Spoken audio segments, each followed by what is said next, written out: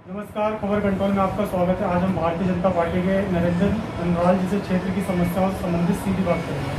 खबर कंट्रोल में स्वागत है सर। आपसे जानना चाहिए कोरोना काल से अब तक यहाँ के लोगों के लिए आपने क्या क्या कार्य किए हैं। पहले तो नमस्कार सभी किराड़ी विधानसभा के क्षेत्रवासियों को। जैसे कि कोरोना काल एक वैश्विक महामारी पूरे वर्ल्ड में, विश्व में फैली है।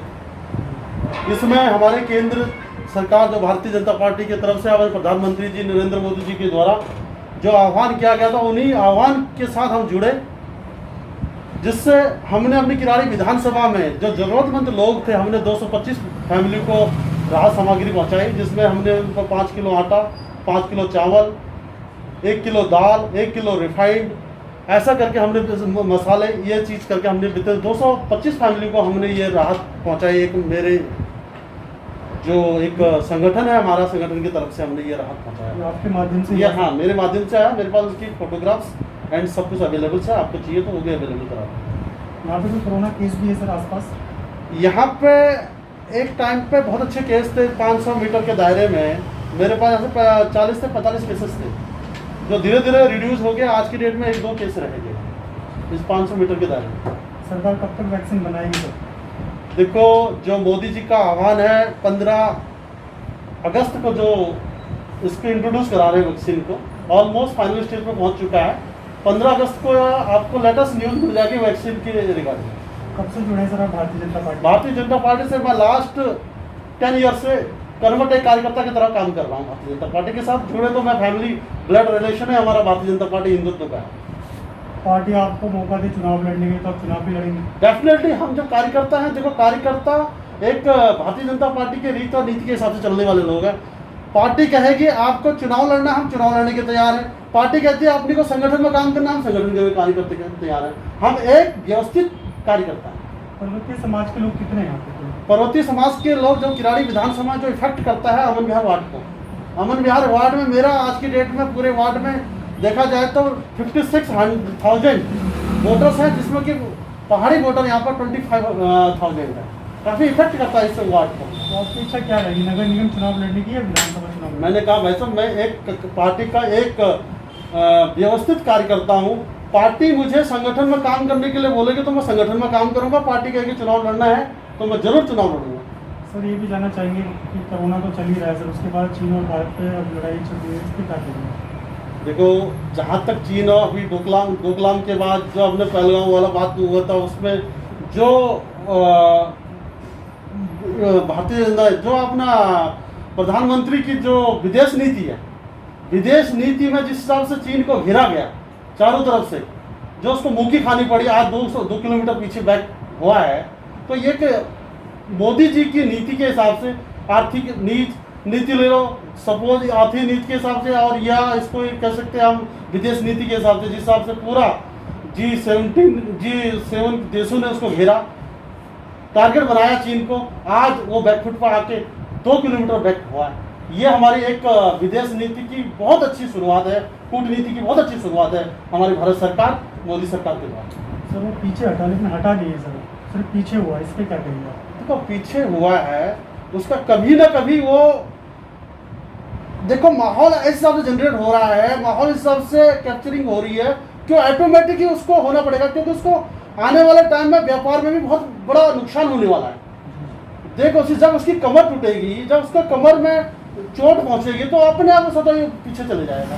हम उसको जिस हिसाब से यहाँ से प्रतिबंध लग रहा है हर चीज़ों में, आज 59 एक्ट हमने बंद करे, भारत सरकार ने उसको आह्वान किया, तो हम सभी एक भारतीय जनता पार्टी का हो या देश के सच्चे देशभक्त के नाते हमने सबने उसको इफेक्ट किया। आज 59 जो एक्ट्स थे वो रिड्यूस हो चुके हैं पूरे भारत देश में। सर, ये जानना चाहेंगे आपसे कि दिल्ली विधानसभा में आपकी काफ़ी लंबे समय से सरकार नहीं बन पाई, इसका सबसे बड़ा माइनस पॉइंट क्या मानते हैं? देखो, इसमें कुछ चीज़ें ऐसी हैं, पीछे शीला दीक्षित की सरकार थी, 15 साल रही। उसके बाद केजरीवाल आया। केजरीवाल इसलिए आया कि एक नई राजनीति की शुरुआत करने के लिए। उस बीच में क्या हुआ, नई राजनीति की शुरुआत तो करी उसने, अन्ना जी के आंदोलन से उठा, एक अपने आप को ऐसा स्टेबल किया कि मैं एक नई राजनीति की शुरुआत करूंगा। लेकिन 5 साल जो मौका मिला था उसको, 5 साल में जिस साल दिल्ली किया, विकास की बात करो या दिल्ली की प्लानिंग की बात करो या दिल्ली के जो ऐसे क्षेत्र हैं जहां तक डेवलपमेंट नहीं पहुंचा उसकी बात करो, उसमें टोटली फेलियर रहा, उसमें टोटली फेलियर रहा। तो अभी जो रिटेन हुआ है, रिटेन थोड़ा सा हम कह सकते हैं हमारा जो तबका है, गरीब तबका कह सकते हैं, थोड़ा दिल्ली में कुछ जैसे इंटायर दिल्ली है, बाहरी दिल्ली के क्षेत्र में जैसे आप अनऑथराइज कॉलोनी की बात करें तो उसमें मैक्सिमम लोग ऐसा रहता है जीवन यापन करने की तक ही सीमित रहता है, उसको आपकी जो वो चाहिए वो उसकी ज़रूरत होती नहीं है। तो इसलिए कहीं ना कहीं वो अभी जो रिटेन हुआ है उसमें वो भ्रमित हुए और उन्होंने जो फ्री का जो झुंझुना पकड़ाया कि लाइट फ्री, पानी फ्री, ये जो झुंझुना पड़का है उसमें थोड़ा फेलियर हुए। यहाँ पे कहीं ना कहीं बीजेपी की स्ट्रेटेजी में बात है, क्योंकि हम लोग थोड़ा सा उस चीज़ को जिस हिसाब से हम चाह रहे थे कि हमारा क्लीन स्वीप निकल सकता है यहाँ पे, तो वहाँ ना जो है हम बैकडोर पर रहे, हम थोड़ा सा समाज की कहो या लोगों की भावनाओं को नहीं समझ पाए, तो वहाँ पर हमारा बैकफुट होना नवाज जिसका क्या हमें इस चीज़ का इफेक्ट पड़ा। अन्य पार्टी कहती कोई सीएम चेहरा नहीं है भारतीय जनता पार्टी के बाद दिल्ली में। देखो हम कहीं पे भी चुनाव लड़ते हैं, भारतीय जनता पार्टी का कोई भी इतिहास उठा के देख लो, कहीं कहीं हम करते हैं सीएम को प्रोटेक्ट, क्योंकि वो रिटेन करता है सीएम। और कहीं पे भी अब जब हम मनोहर लाल खट्टर सीएम चुनाव हरियाणा में हुआ था तो वहाँ पे उनको कोई वो नहीं किया था, वहाँ पे सामूहिक रूप से कार्यकर्ता सारे वो पार्टी लड़ी, पूरी संगठन लड़ा।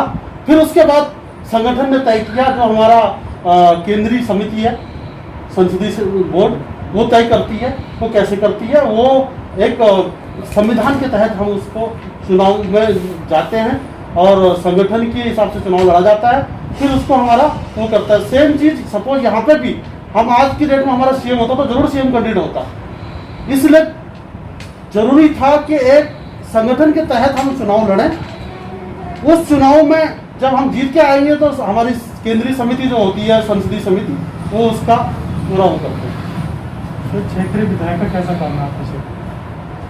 क्षेत्रीय विधायक का आम आदमी पार्टी का विधायक है। देखो विधायक तो है, लेकिन जो पिछले 5 साल तो कंप्लीट हो चुके हैं, 6वां साल आप देख रहे हो, डोर टू डोर यहाँ पे घूम रहे हो। जैसे जल भराव, एक छोटी सी बारिश भी होती तो देखो पूरी दिल्ली में होती जल भराव में, मानता हूँ उसमें ड्रेनेज सिस्टम है नहीं, लेकिन जहाँ थोड़ा बहुत उस चीज़ को हम रिजॉल्व कर सकते हैं। आप जैसे जब ये है यहाँ पर बगल में नाला बह रहा है हमारा, नाले में जरूरी नहीं है कि नाले की सफाई हो, नाले की सब बरसात में क्या होता है, जब यहाँ पे पूर्व विधायक हुआ करते थे तो उन्होंने जो सिस्टम बनाया था नाले में पंप लगा के उस पानी को दूसरे गटर में फेंकना, इस पानी को दूसरे गटर में फेंकना, तो वो थोड़ा सा कहीं ना कहीं मिसमैनेजमेंट है उनके साथ, और जिससे कि जल भराव का जो समस्या होती है यहाँ पर वो काफ़ी है। आप देखो कहीं बाहर निकलने का कोई इंट्रेंस नहीं है, इंट्रेंस में दिक्कत रहती है। तो अभी विकास के नाम तो हम कह नहीं सकते, अभी तो बोल रहे हैं सीवर का प्लानिंग कर रखा है, और सीवर कब तक आ गया हो तो राम भरोसे।